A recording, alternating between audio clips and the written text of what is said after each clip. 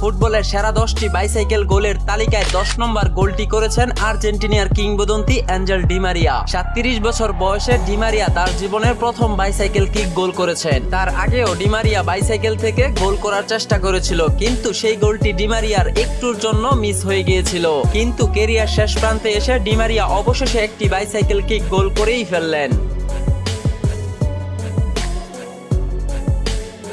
ফুটবলের সেরা 9 নম্বর বাইসাইকেল গোলটি করেছিলেন সেবাস্টিয়ান হালার। হালার এই গোলটি 5 জন ডিফেন্ডারের মাথার উপর থেকে করেছিলেন, যা ছিল একটি অসাধারণ বাইসাইকেল কিক গোল।